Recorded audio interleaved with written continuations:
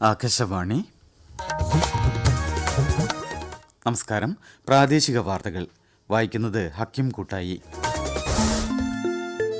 27 വർഷത്തെ സേവനത്തിന് ശേഷം ആകാശവാണി വാർത്താ അവതാരകൻ ഹക്കീം കൂട്ടായി ഔദ്യോഗിക ജീവിതത്തിൽ നിന്ന് വിരമിച്ചു.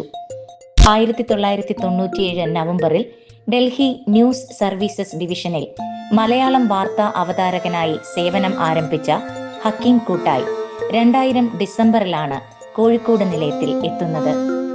കോഴിക്കോട് നിലയത്തിലെ പ്രാദേശിക വാർത്താ അവതാരകനായിരുന്ന കാലയളവിൽ ആകാശവാണിയുടെ ജനപ്രിയ ശബ്ദമായി മാറി.